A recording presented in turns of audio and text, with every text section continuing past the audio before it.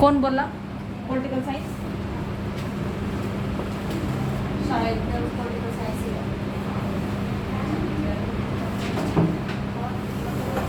Mic लगा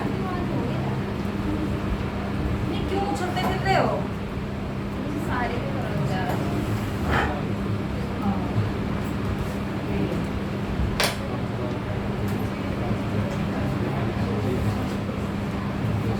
छोटी से करके थोड़ी सी बात अन्य है ना वहाँ पे। हाँ, और आपने एमए?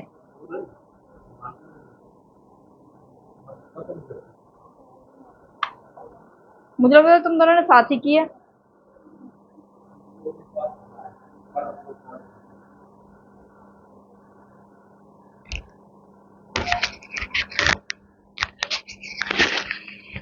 किस किसने कर रखी है पहले इंडियन लॉजिक? है थोड़ी बहुत समझ इंडियन लॉजिक की। देखो मेन तो इसमें ना प्रमाण ही है।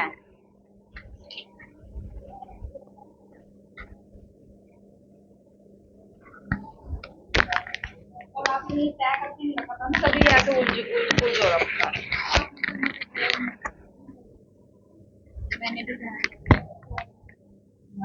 खाने पे और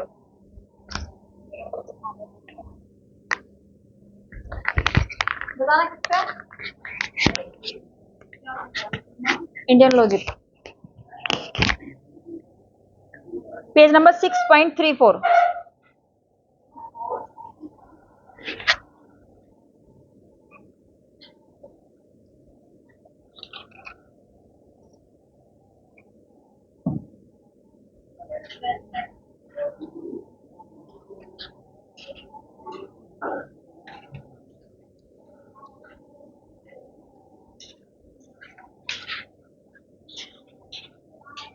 ये वाला जो वीक है ना, सैटरडे तक क्लास लगेगी और इंडियन लॉजिक ही चलेगा। लॉजिकल रीजनिंग तो साइड, इंडियन लॉजिक 3 दिन इसके कॉन्सेप्ट चलेंगे और उसके बाद बाकी 2 दिन या 3 दिन बचेंगे, उसमें जो है क्वेश्चंस चलेंगे जो पीवाई क्विज में आए हुए हैं।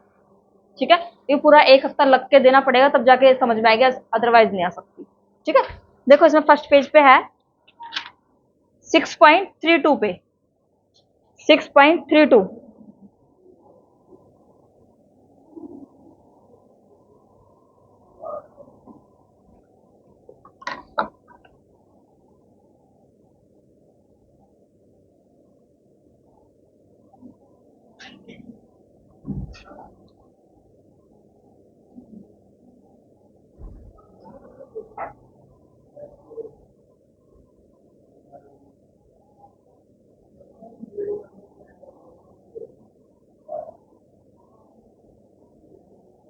दिखा प्रमाण दिखा,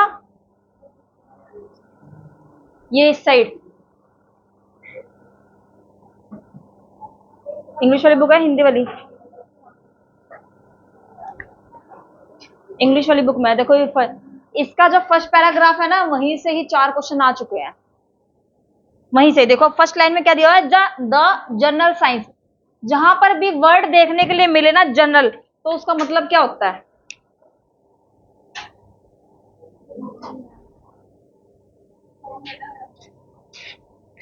बाहर ही है 4 दिन से। गुड मॉर्निंग, क्लास लगा लो आज, बुक ले लो तो तुरंत क्लास लगा लो। फर्स्ट ही लाइन में दिया हुआ है जनरल साइंस। जहां पर भी ये वर्ड देखने के लिए मिले ना, इसका मतलब क्या होता है? कोई भी थ्योरी पहले ही पूरे ही यूनिवर्स पर क्या हो चुकी है? लागू हो चुकी है। ठीक है, जनरल साइंस भाई कहीं पर भी मिले, जनरल आ जाए, जनरलाइजेशन आ जाए, जनरलाइज आ जाए, कोई भी वर्ड जाए इससे रिलेटेड, तो उसका मतलब क्या होता है? कोई भी थ्योरी पूरे यूनिवर्स पर लागू हो चुकी है। ठीक है, इसको गोले में डाल दो वर्ड को। जब भी लाइंस में, पूरी लाइन में किसी वर्ड को अगर गोले पे डालते हो ना, तो इसका मतलब होता है कि भाई आगे इसकी डेफिनेशन है। आगे क्या है? ये बच्चों ने गिफ्ट दिया है, जम्मू से आया है। मेरे बच्चे मुझे प्यार करते हैं ना।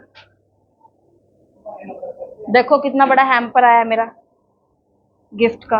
ये भी, ये भी, इसको अपने कमरे के बाहर लगाऊंगी कि ये मेरा कमरा है। अच्छा है, मैं बताऊंगी नहीं किसने दिया है। हाँ, कमेंट बॉक्स में बताओ किसने दिया है ये। ठीक है, बताओ किसने दिया है ना, कमेंट बॉक्स में यही बताओ किसने दिया है। ओ, ये रजाइयाँ तलाइयाँ साथ लेके नहीं जाओ, देखना वो हिल गया होगा वो। दिख रहा है, अब दिख रहा है। चलो छोड़ो इसको अब। नेक्स्ट चलो भी देखो, general science of inference is logic. जहां पे साइंस वर्ड आ गया वहां पर लॉजिक वर्ड आना ही आना है, यानी कि ये करेक्ट है इसके साथ। नेक्स्ट क्या दिया है, it's aim to be make explicit the rule. देखो इसका मतलब दे दिया, एक्सप्लिसिट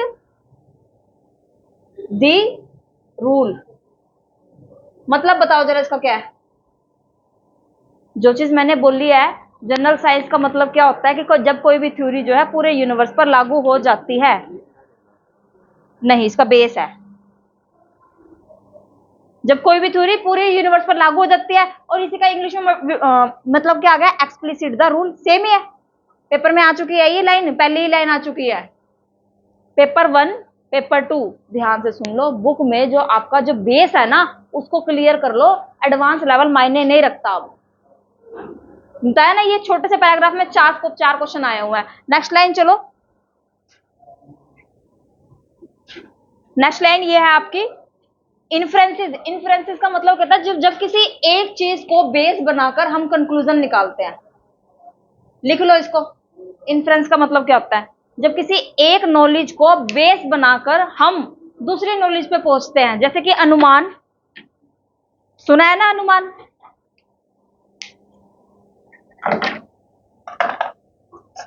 जब एक नॉलेज को बेस बनाकर दूसरी नॉलेज पर पहुंचा जाता है, जैसे कि कल बादल थे ना, कल बादल थे, देखे थे, वो चीज क्या थी, एक नॉलेज को बेस बनाकर दूसरी नॉलेज पर पहुंचा। यानी कि हमने क्या देखा, हमने बादल देखे, उसके बाद मैंने अनुमान लगाया कि बारिश होने वाली है।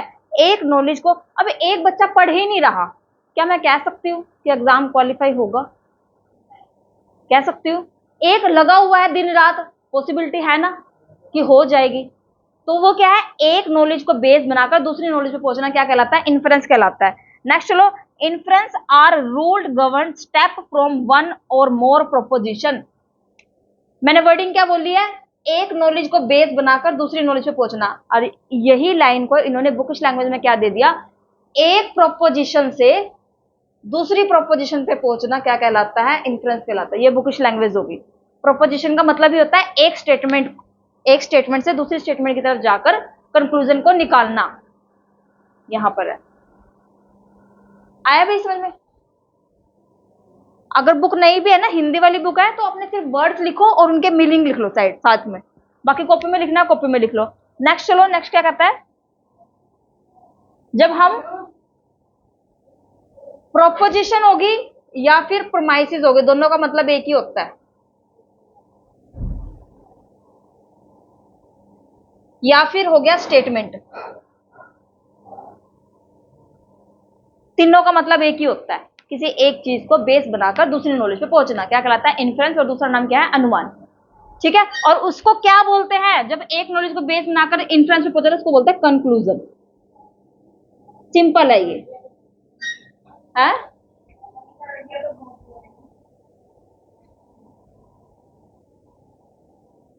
आपका जूड़ा आ गया बीच में। चलो नेक्स्ट, चलो नेक्स्ट लाइन देखो क्या दिया हुआ है। मैंने आपको डिडक्टिव और इंडक्टिव बताया हुआ है, डिडक्टिव और इंडक्टिव बताया हुआ ना, इसमें क्या दिया हुआ है, डिडक्टिव के साथ में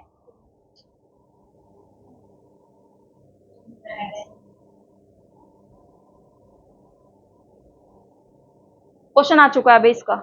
डिडक्टिव इन्फ्रेंस क्या होता है, जब कोई भी चीज पहले ही लागू हो चुकी है, मैं सिर्फ उसके स्टेप्स को फॉलो कर रही हूं, तो वो चीज क्या है, डिडक्टिव है। और कोई भी चीज फर्स्ट टाइम कर रहे हैं, उसका कोई रूल रेगुलेशन नहीं है, तो जैसे कोई भी चीज हम फर्स्ट टाइम कर रहे हैं, खाना बना रहे हैं फर्स्ट टाइम, क्या मैं एक्यूरेटली बना पाऊंगी, नहीं बना पाऊंगी। और जो 5-6 साल से लगातार सुबह शाम बना रहा है, उसको पता है ना कि जीरा कब डालना है, टमाटर कब डालना है, प्याज कब डालना है। और हमारे जैसे हमें पता है कि पानी गर्म हो गया, इसमें मैगी डालनी है अब ठीक है, और उसका भी कचुम्बर बना देते हैं। कैसी बनती है मैगी? डिडक्टिव, जब कोई भी चीज पहले से ही बन चुकी है। सिर्फ सिंपल से एक चीज, जब कोई भी चीज पहले ही बन चुकी है, हम सिर्फ उसमें क्रिटिसाइज करेंगे कि आपने ये ऐसा बनाया है, आपने ये ऐसा किया है। जब हम कोई भी काम कर लेते हैं ना, और जब हम सामने वाला पर्सन को बताते हैं, वो क्या कहता है, आपने हमें क्यों नहीं बताया, हम इतने में करवा देते। मर जाओ, पहले काम मर रहे थे तुम। और पहले बता दो तो वो क्या कहेंगे, नहीं नहीं ऐसे मत करो आप, ये चीज गलत है। मतलब वो पहले बताएंगे तो करने नहीं देंगे, और बाद में बताएंगे तो मतलब मुझे क्यों नहीं बताया, मैं इतने 1000 रुपए कम में दिलवा देता। ठीक है, इंडक्टिव डिडक्टिव।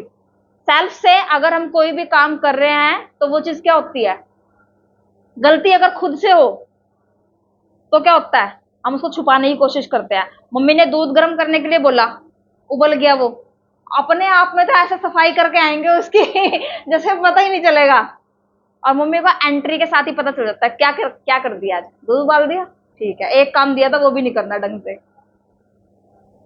ऐसा ही होता है ना, अगर हमने कोई काम किया, हमसे गलती हो गई, मम्मी कूटती है पकड़ के, ये बातें तो सुनाएगी, कूटेगी नहीं तो। और मम्मी से खुद से गलती हो जाए ना तो ऐसे बोलते हैं, हाँ इसमें नमक तेज हो गया। और हमसे तेज हो जाए या बहुत से तेज हो जाए तो वो चीज 2 दिन तक, जब तक अच्छा खाना नहीं जाएगा ना पेट में तब तक वो चीज ना बोलती रहेंगी। ठीक है, ये अच्छा एग्जाम्पल है डिडक्टिव का और इंडक्टिव का। जब कोई चीज दूसरे के द्वारा की हुई होती है तो उसमें हम सिर्फ क्रिटिसिज्म करते हैं, उसमें सिर्फ हम क्या करते हैं, क्रिटिसिज्म करते हैं। और इसी टॉपिक को अगर मैं रिसर्च में लेके चली जाऊं तो यहां वर्ड आएगा मैनिपुलेशन। मैनिपुलेट, मैनिपुलेशन का मतलब क्या होता है, क्या मैं इसमें फेर बदल कर सकती हूं। जैसे मम्मी ने खाना बनाया, क्या मैं उसको चेंजेस कर सकती हूँ उसके अंदर, नहीं कर सकती। क्या मैं उनको ऐसा बोल सकती हूँ कि भाई आपका बनाया हुआ खाना अच्छा नहीं है, मैं अपने लिए खुद बनाऊंगी। खा लेते हैं ना, घिया तोरी जो भी बना लगता है कुकर मुकर करके, है ना। तो डिडक्टिव में नो मैनिपुलेशन, ये रिसर्च का वर्ड है, नो मैनिपुलेट, हम इसमें मैनिपुलेशन नहीं कर सकते हैं। और इंडक्टिव में हम मैनिपुलेट कर सकते हैं। आपसे कोई गलती हो गई तो आपकी मम्मी जो है उसको सही करने की कोशिश करेगी, लेकिन वही गलती कहीं दूसरी जगह हो जाए तो कुछ कुछ एग्जाम्पल समझ गए होंगे, है ना।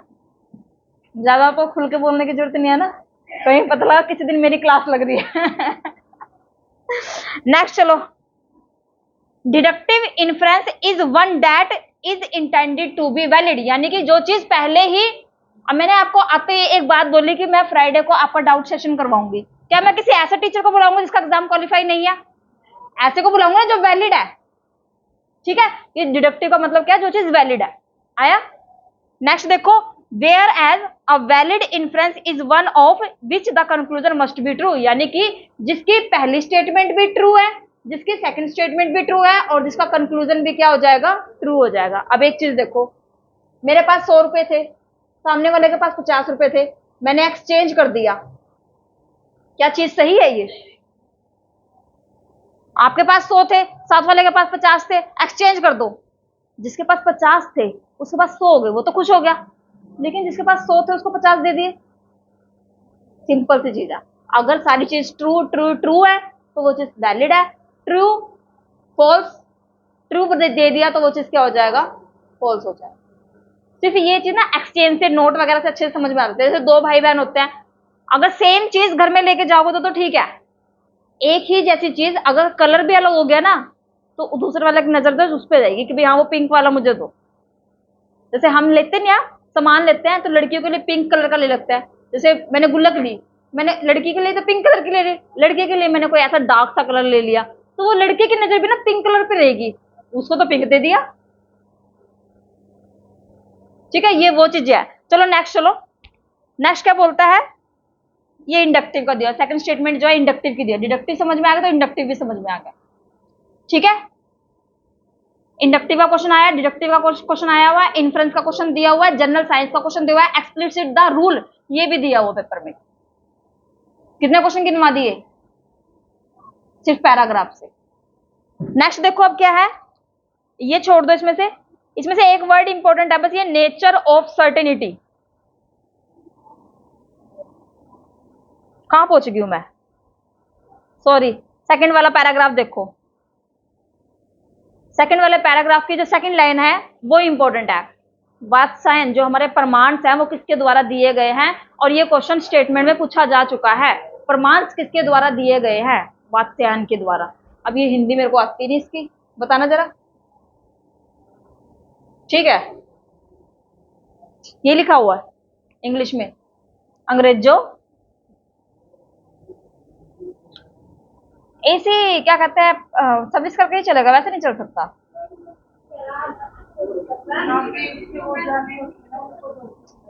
है नहीं नहीं, वैसे नहीं चला सकते, सफोकेशन से हो रही है। चलेगा कहां से, ये तो भूल ही गई हूँ 6 महीने में। गंद निकलेगा पर इसमें से।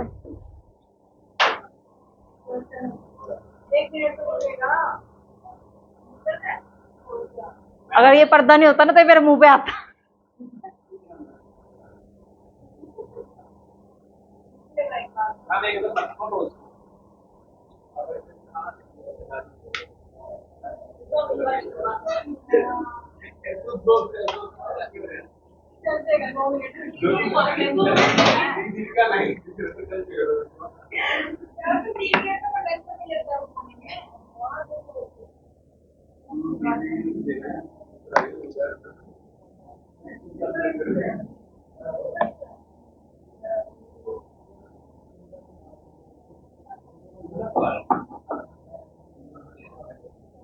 कूलर से बीमार नहीं होते हैं, एसी से बीमार हो जाते हैं।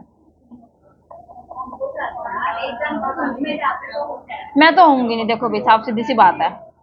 मैं तो अर्ली मॉर्निंग आती हूँ जिस टाइम धूप नहीं होती, और लेट नाइट जाती हूँ जिस टाइम धूप नहीं होती, तो मेरे ऊपर तो क्या ही फर्क पड़ना। तुम देख लो अपना हिसाब किताब।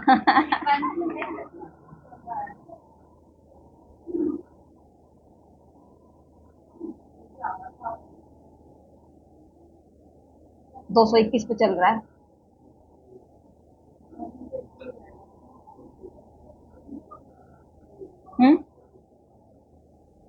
कल से तुम्हारे मैथ के क्वेश्चन स्टार्ट हो जाएंगे बीच बीच में, 2 क्वेश्चन 3 क्वेश्चन डेली के, ठीक है। अब मैं फ्री हो गई हूँ सारे काम से, तुम्हारी खैर नहीं है अब। सारे लोगों को भगा दिया गया है। जो दुखी करते हैं ना, सबको भगा दिया। चलो देखो नेक्स्ट, देखो अब फर्स्ट लाइन अंडरलाइन कर ली, वात्स्यायन के द्वारा क्या दिए गए हैं, प्रमाण दिए गए हैं। सेकंड लाइन में देखो क्या दिया हुआ है, गौतम न्याय सिस्टम किसके द्वारा दिया गया है, गौतम के द्वारा दिया गया है। बस आपको सिर्फ ये 2 लाइन याद होनी चाहिए। न्याय सिस्टम यानी कि जो हिंदू फिलोसफी से रिलेटेड है ना, ये गौतम के द्वारा दिया गया है। और दूसरा क्या है आपका, वात्स्यायन के द्वारा क्या दिया गया है, प्रमाण को डिफाइन किया गया है, सिर्फ दिए नहीं गए, डिफाइन किए गए हैं, ठीक है। नेक्स्ट आ जाओ। ये लिस्ट दी हुई है ना 4 वाली, डिफाइन किया, सिर्फ बताया उनके बारे में, एक्सप्लेनेशन दिया उसके बारे में। अब देखो 4 फैक्टर्स दिए हुए हैं, ये ऊपर वाली लाइन छोड़ दो, नीचे आ जाओ। 4 फैक्टर्स दिए हुए हैं। द सब्जेक्ट हु नोज, प्रमाता, फर्स्ट वर्ड आता है प्रमाता। क्या होता है, जिस सब्जेक्ट को हम जानना चाहते हैं उसको क्या बोलते हैं, प्रमाता। इसके ये मैच में आ चुका है भाई, चारों आ चुके हैं ये मैच में।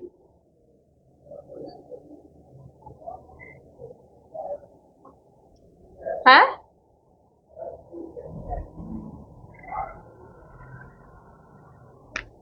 सेकंड नंबर पे क्या दिया हुआ है, हाँ, द सब्जेक्ट हु नोज, जो किसी भी सब्जेक्ट को जानता है, प्रमाता। जैसे आपके टीचर अगर उस सब्जेक्ट को जानते हैं तभी तो आपको बता पाएंगे ना, जो सब्जेक्ट को जानता है। सेकंड क्या कहता है, द ऑब्जेक्ट ऑफ नॉलेज, प्रम्या।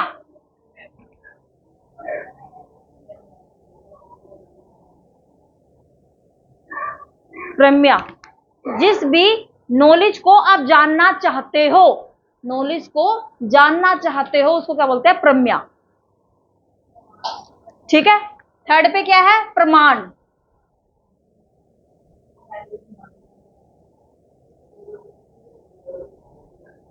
इसमें क्या आ जाएगा, वैलिड नॉलेज, प्रमाण। The means of valid knowledge, यानी कि किसी भी चीज को जानने की जो प्रोसेस है। अब मैंने आपको ये बताया था जो प्रमाण होते हैं ना वो 6 टाइप्स के हैं। परसेप्शन, सेकंड नंबर पे अनुमान, थर्ड नंबर पे उपमान, शब्द। 4 तो हो गए जिनको वैलिड माना जाता है, 4 हो गए जिनको वैलिड माना जाता है, और 2 हैं जिनको इनवैलिड माना गया है, वो है अर्थापत्ति और नेक्स्ट है आपका अनुपलब्धि। उन चारों में से क्वेश्चन आए ना आए, लेकिन यहां से क्वेश्चन कंफर्म है अभी, ठीक है, क्योंकि एग्जामिनर का मतलब ये नहीं है कि वो आपको नॉलेज देना चाहता है, वो सिर्फ आपसे पूछना चाहता है कि आपको नॉलेज पता है या नहीं। अर्थापत्ति में और अनुपलब्धि में डिफरेंस क्या है, क्वेश्चन आया था पीछे, अर्थापत्ति और अनुपलब्धि, और पता भी नहीं चलता कि भाई कौन सा है ये।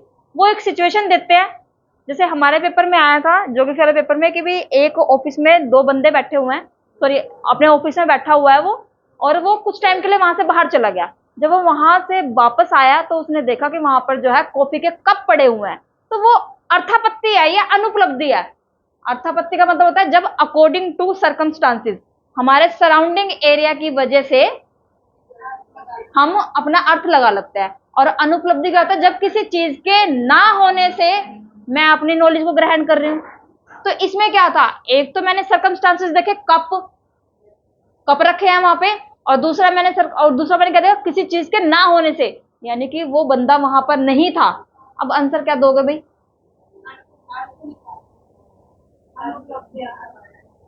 पता नहीं क्या था, मुझे भी नहीं पता। और दूसरा और वो कप कॉफी के, चाय के क्यों थे, कॉफी के थे।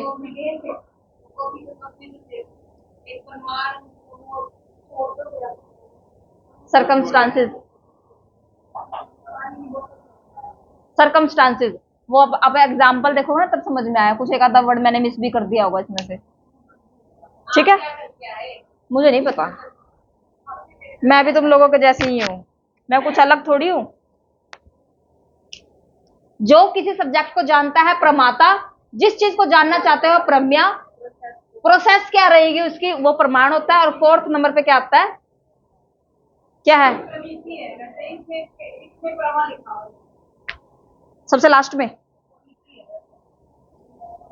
प्रमा।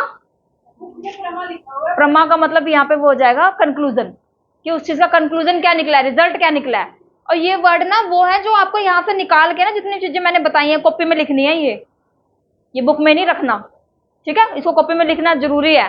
नेक्स्ट चलो, प्रमा और अप्रमा क्या होता है, मुझे क्या पता। प्रमा के साथ में लिखा हुआ है वैलिड, प्रमा के नीचे देखो ना, उससे नीचे प्रमा और अप्रमा दिखा, प्रमा यानी कि वैलिड चीज, अप्रमा यानी कि इनवैलिड चीज, दिखा।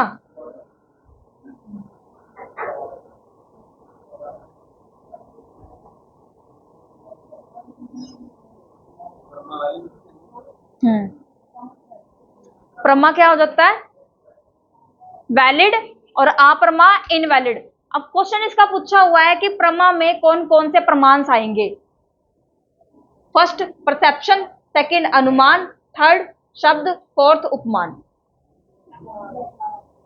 अभी बोली ना मैंने लाइन ये कि ये वैलिड होते हैं, 4 प्रमाण जो है वैलिड है, और अगर प्रमा के साथ में वैलिड आ गया तो साथ में क्या आएंगे, 4 प्रमाण आ जाएंगे, परसेप्शन, अनुमान, नेक्स्ट उपमान, नेक्स्ट शब्द।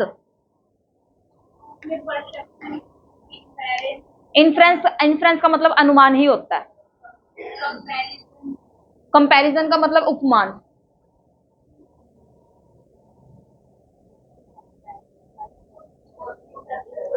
परसेप्शन हमारी प्रत्यक्ष धारणा, जो चीज मैंने देखी उसी के बेस पे जो है नॉलेज बना ली मैंने अपनी।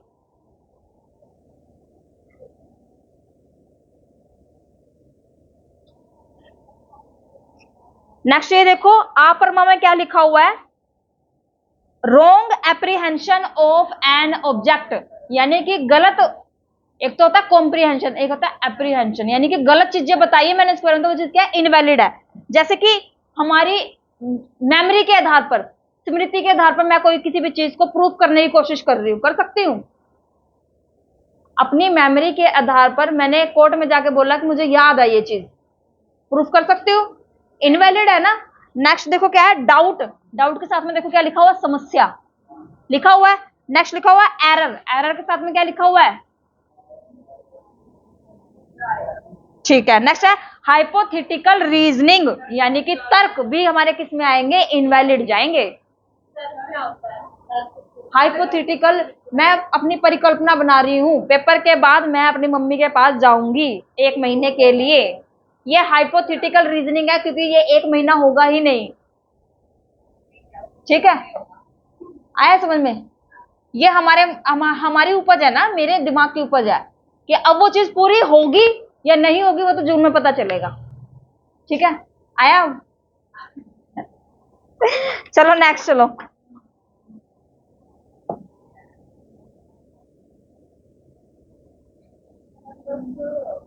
बस इनसे पूछना जरा, करा क्या आज, क्यों आज अष्टमी है इसलिए। हमारे पास तो हेम्पर आ रखा,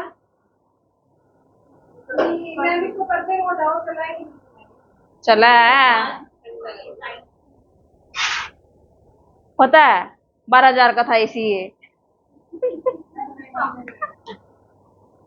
सेकेंड हैंड था ना, जैसे तुमने सेकेंड हैंड फ्रिज लिया है ना, ऐसे हमने सेकेंड हैंड एसी लिया था।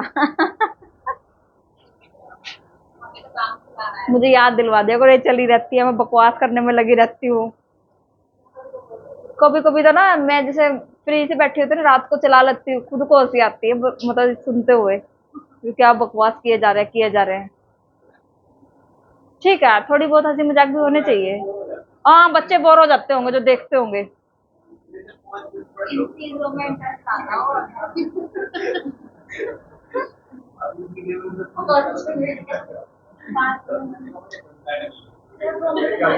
है ना, चलो बता देख लेंगे जिन्हें देखनी होगी।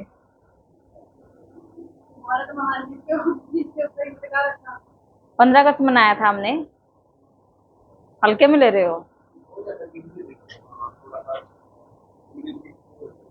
अरे पहले ही लोगों ने मुझे आतंकवादी घोषित कर रखा है। क्योंकि इसके पास नहीं छोड़ना किसी को, ये भड़का देगी ये। ऐसा घोषित किया हुआ है। और आप मुझे उधर सर की वीडियो और दिखवा दो, देखिए अवध ओझा की, देखिए वीडियोस, देखिए अवध ओझा सर की, देखा करो, मोटिवेशन आएगा तुम्हारे अंदर, अंदर से आग लगा देंगे। क्योंकि ये सरकारी नौकरी दिलवाए या ना दिलवाए, ये आतंकवादी जरूर घोषित करवा देगा। हाँ, आती नहीं पढ़ाई वाली वीडियो, नहीं सामने आती उनकी, देखा है कभी पढ़ाते हुए।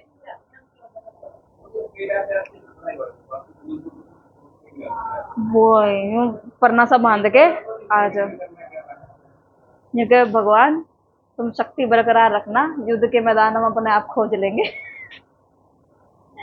मतलब काफी अच्छी होती है और रियलिटी भी होती है वो, हाँ रियलिटी होती है। चलो देखो 6 तरीके का प्रमाण है, इन डेप्थ नहीं करवा रही हूँ, सिर्फ बेस वो बता रही हूँ, मोटा मोटा बता रही हूँ, डेप्थ में कल देखेंगे। फर्स्ट आता है हमारा परसेप्शन। परसेप्शन क्या होता है भाई, जब हम कोई भी चीज प्रत्यक्ष, हाँ प्रत्यक्ष को प्रमाण की आवश्यकता नहीं होती है। अब ना प्रत्यक्ष जो है ना, वो भी हमारा 2 तरीके का होता है, एक डायरेक्ट और एक इनडायरेक्ट। जो इनडायरेक्ट होता है वो हमारा क्या होता है, वो हमारे सेंसेस के बेस पे होता है। कई बार ऐसा होता है ना, जैसे कोई पर्सन हमारे सामने से निकल के गया, हमें पता चल जाता है उसकी इंटेंशन कैसी है, पॉजिटिव है या नेगेटिव है, पता चल जाता है ना, तो वो चीज क्या है, इनडायरेक्ट है, वो 6 सेंस के ऊपर काम करती है। परसेप्शन, जो चीज मैंने देखी, कोई कहता है हाँ मैंने सुना था ये वो बात कर रही थी, हाँ मैंने देखा था ये उसके साथ बात कर रही थी, वो चीज क्या है, वो परसेप्शन है, ठीक है। सेकंड आता है अनुमान। अनुमान क्या होता है, जब एक नॉलेज को बेस बनाकर हम दूसरी नॉलेज पे पहुंचते हैं, अनुमान। जब एक नॉलेज को बेस बनाकर दूसरी नॉलेज पे पहुंचा जाता है तो अनुमान, ठीक है। तीसरा क्या है, उपमान। जब हम किसी का कंपैरिजन करते हैं, आपका मुख चांद के समान है, जिसके साथ कंपैरिजन हो रहा है वो चीज हमेशा वैलिड होगी।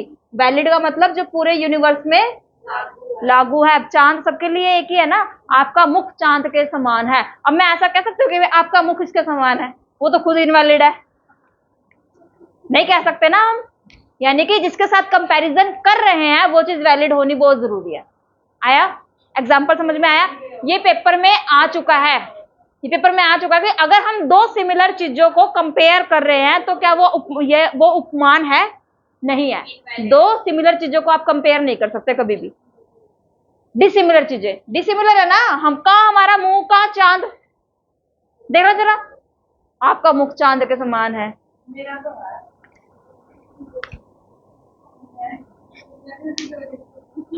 वो तुम्हारी आवाजें नहीं जाती उसमें, मेरी जाती है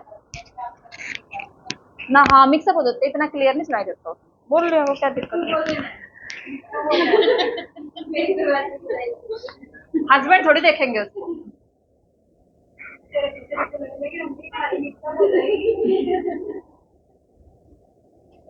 ठीक है भाई, कंपैरिजन आया समझ में? कहाँ है कंपैरिजन? यहाँ नहीं है, इधर है पीछे। इधर भी तो लिख रखा है। इधर तो मैंने पहले लिखवाया था, लिखा तो हुआ है आपने, और ये कह रहे कि नहीं लिखा हुआ। नहीं करवाया था मेरी सेकंड क्लास से इसकी। कहाँ पहुंच गया अब? नशता भी शब्द, शब्द किसी ऐसे इंसान के द्वारा बोले गए हैं जो हमारा ट्रस्ट वर्दी पर्सन है, जैसे पेरेंट्स, जैसे पुराने टाइम के ऋषि मुनि, जैसे हमारे टीचर्स। बट शब्द अगर सोशल में और पब्लिक में बोले गए हैं तो वो कभी भी वैलिड नहीं होंगे। सोशल का मतलब और पब्लिक का मतलब बताओ। तुम्हारा सिर, वो फैमिली के अंदर ही आते हैं, पर्सनल में आते हैं, फ्रेंड्स पर्सनल में आते हैं, पर्सनल में आता है, और पर्सनल में हमारी फैमिली आती है और फ्रेंड जोन आता है।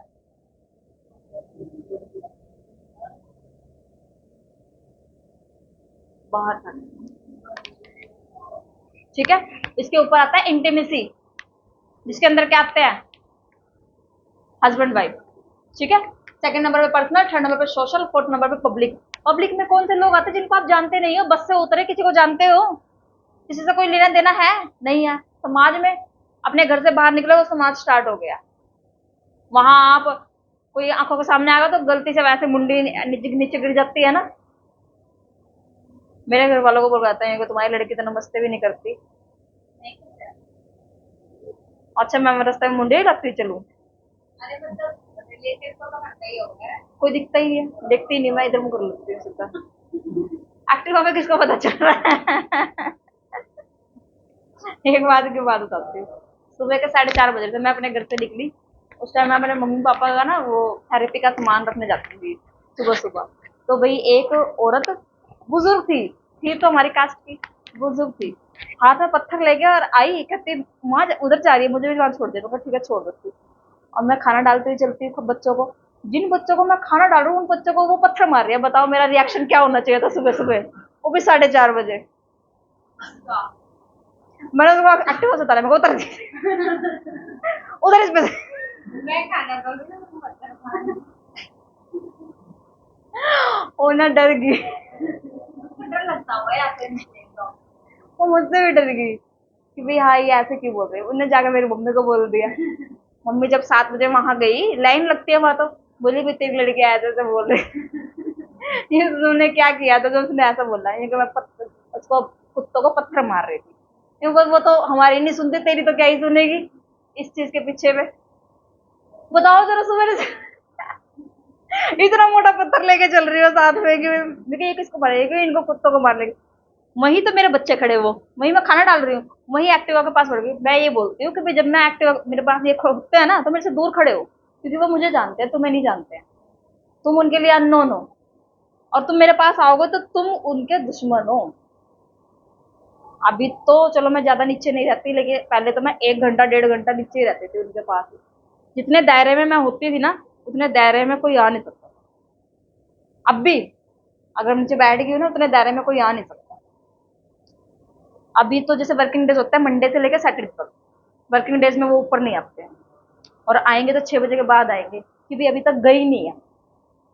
और संडे को सारा दिन ऊपर रहता है, क्योंकि उनको पता रहता है कि पूरी मार्केट बंद है और वो ऊपर बैठी हुई है, तो हमें यहीं बैठना है। 2 ऊपर बैठे रहते हैं, 2 नीचे बैठे रहते हैं। आज कौन आएगा? कोई नहीं आता। मतलब ना चीजें हमारे फेवर में ना स्टार्टिंग से होते हैं, सिर्फ हम उनको देख नहीं पाते हैं। यहाँ तक पहुंचने की जो जर्नी है ना वो आसान नहीं रही है। आसान, हम मैं ये सोचती रही कि भी पहले पता क्या होता था, जैसे कॉलेज में बच्चे आते थे दूर दूर से आते थे, मुझे भी ये लगता था मैं इतने पास से क्यों हूँ, ये सब बस में आते हैं। अब आके पता चला कि मैं पास से क्यों हूँ, इतनी पास की भाई 28 एक्टिवा पहुंच के घर से फोन आया तो। कितनी दूर है मेरा घर यहाँ से? 1% चार्जिंग भी नहीं लगती मेरी एक्टिवा की। देख लो, अब 1% चार्जिंग भी नहीं लगती। देख लो कितना किलोमीटर होगा, एग्जैक्ट नहीं बताते कोई भी चीज। अपनी एज एग्जैक्ट बताते हो किसी को? सामने वाला बोलता है ना 30 के हो, हाँ हाँ इतने के ही हैं, फिर भी बताते हैं हम एग्जैक्ट। एग्जैक्ट तो हाँ में हाँ मत भरो किसी की भी। किसी ने भी कोई भी चीज पूछी है ना, कोई भी चीज, उसको ना हमेशा उसमें रखो कैजुअल में। कैजुअल कैसे कि एग्जैक्ट परमिशन नहीं देने कि हाँ मैंने हाँ की है, शायद में रखो, शायद इतनी, हाँ इतनी है, हाँ ऐसा ही है, हाँ अब ऐसा ही है। पूरी चीजें मत बताओ किसी को भी, चाहे कोई कितना ही खास क्यों ना हो, मत बताओ। लोग कहते हैं ना वो, राई का पहाड़ बनाना स्लिपरी स्लोप, एग्जाम्पल भी मुझे ऐसे देने पड़ते हैं ताकि सामने वालों को समझ में आए। राई का पहाड़ बनाना, क्योंकि एक छोटी सी बात का इतना बतंगड़ बन जाता है, और हम मुंह गुस्सा खा के बैठे होते हैं कि भाई क्या क्या ही बोल रहे हैं इनको। होता है ना ऐसा, सबके साथ होता है ये। चलो नेक्स्ट, चलो ज्यादा नहीं घुसना उसमें। शब्द, शब्द बता रही थी ना मैं। शब्द किसी ऐसे पर्सन के द्वारा बोले गए जो ट्रस्ट वर्दी है, तो हम आंख बंद करके भरोसा कर लेंगे। जैसे हमारे माता पिता, मम्मी पापा ने अगर कोई बात बोल लिया तो हम क्या कर लेते हैं, आंख बंद करके भरोसा कर सकते हैं। लेकिन अगर वही बात इन लॉज में बोली गई है तो ससुराल में सोचते हैं ना कि ठीक है कि नहीं है। ठीक है, जैसे बुक्स है, आप किसी के बनाए हुए नोट्स के ऊपर उतना विश्वास नहीं कर सकते जितना आप बुक्स के ऊपर करोगे। नॉर्मल सी चीज है, ठीक है ना, ये यही है शब्द। किसके शब्दों पे विश्वास करोगे, पब्लिक में या सोशल पे? दोनों में से एक एग्जांपल, तो आंसर क्या आएगा, सोशल। सोशल और पर्सनल आ गया तो पर्सनल, और इंटीमेसी आ गया तो इंटीमेसी, नॉर्मल सी चीज है। ठीक है, नेक्स्ट चलो।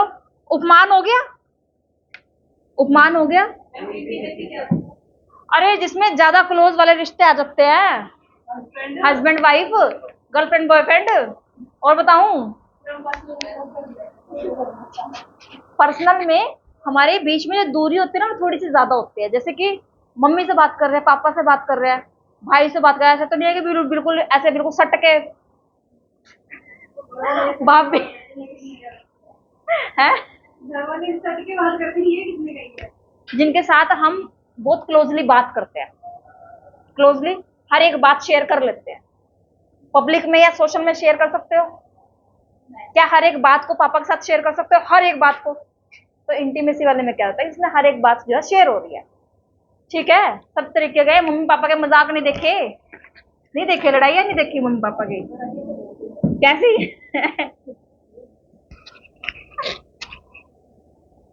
जब घर में कोई फंक्शन होता है ना तब देखा करो मम्मी पापा की लड़ाइयां। तो एक की होती है अपने वालों के पीछे, दूसरे की होती है अपने वालों को, वो अपने वालों को, वो अपने वालों को मेरा भाई ऐसे, मेरा भाई ऐसे, वो उधर से मेरी बहन ऐसे, मेरी है ना, ये हंसी मजाक होते हैं उनके।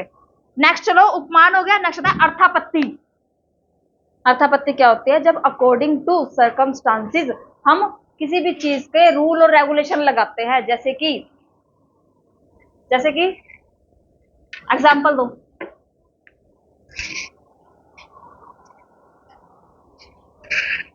5 बच्चे ऐसे हैं जिनकी एज जो है 30 के अराउंड है, 30 के अराउंड है। उसमें से एक बच्चा ऐसा है जिसकी एज जो है 25 है। क्या हम ऐसा सोच सकते हैं कि वो जो उसकी 25 जो एज है ना, एज उसकी 25 है, लेकिन उसका माइंड वर्क कर रहा है किसके हिसाब से? 30 के हिसाब से। ठीक है, एक बच्चा है, 5-6 बच्चे हैं जो 15 साल के हैं, उनमें से एक बच्चा है 25 साल का। अब बताओ उस एक बच्चे का जो दिमाग है किसके हिसाब से काम कर रहा है? 15 के हिसाब से। ये आपको कैसे पता चला? अकॉर्डिंग टू सर्कमस्टांसेस, संगत कह नहीं देते, संगत के हिसाब से, है ना। कल वो एक एग्जांपल दे रही थी जो क्या नाम है, श्रुति, अपने भाई का। जैसे भाई वगैरह बाहर जाते हैं ना, तो मम्मी पापा पीछे पड़ जाते हैं, कौन जा रहा है, किसके साथ जा रहा है, कैसे जा रहा है, कैसे जा रहा है, और वो मना करते रहेंगे नहीं जाना नहीं जाना, वो फिर भी फरार। फरार फिर भी वो चीज क्या है, आश्रुति फरार। एक ना एक फरार रहता है, कोई ना कोई तो, है ना। कल कौन फरार था। चलो देखो, अर्थापत्ति जब हम क्या करते हैं, अपने आसपास के सराउंडिंग एरिया से पता लगाते हैं कि प्रमाण कौन सा आएगा गधो। लास्ट पे है अनुपलब्धि। जब किसी चीज के ना होने से मुझे नॉलेज मिलती है, जब किसी चीज के ना होने से, 7वीं क्लास में से अगर शोर आ रहा है तो हम क्या सोचेंगे कि वहां पर जो है टीचर नहीं है। फूल अगर अब तक नहीं खिला है तो यानी कि भंवरे उसके ऊपर नहीं मंडरा रहे हैं, तो इसका मतलब है कि फूल अभी तक खिला नहीं है। ठीक है, ठीक है, आया। इंडक्टिव और डिडक्टिव का क्वेश्चन दे रही हूँ, मुझे बताना क्या आएगा इसके अंदर। पेपर का क्वेश्चन आ रही है।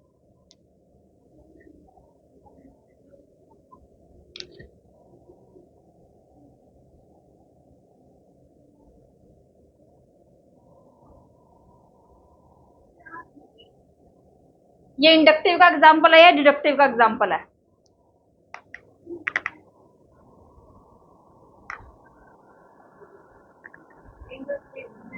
तुम्हारा सिर कैसे,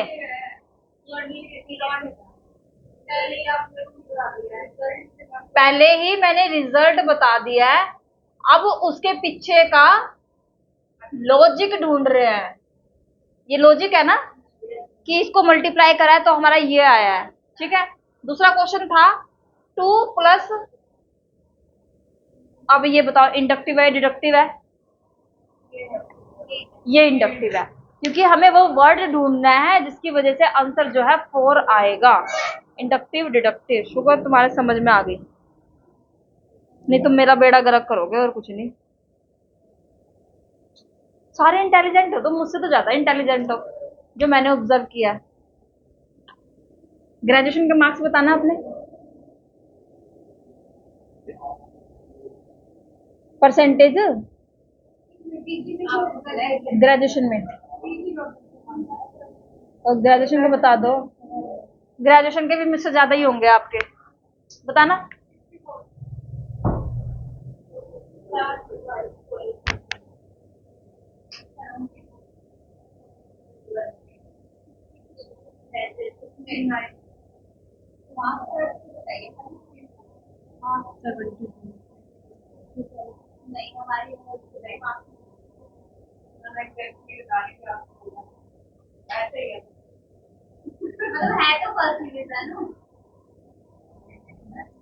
ग्रेजुएशन में 53%।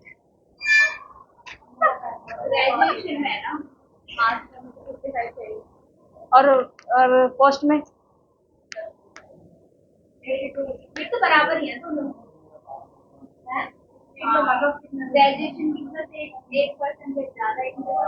पोस्ट में वही नहीं पता होता जब मार्क्स कम होते हैं। पोस्ट में कोरोना टाइम पे किया है क्या।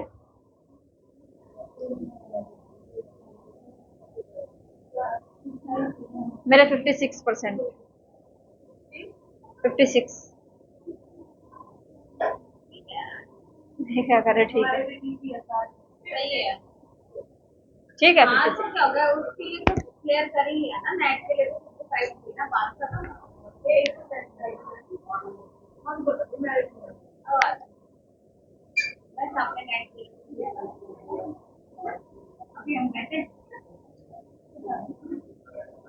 बताओ कितने इंटेलिजेंट हो तुम सारे के सारे, मुझसे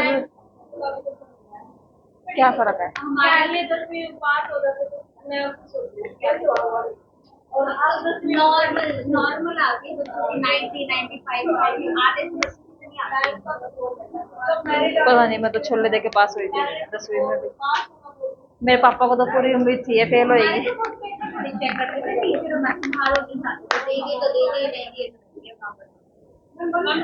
कर दो।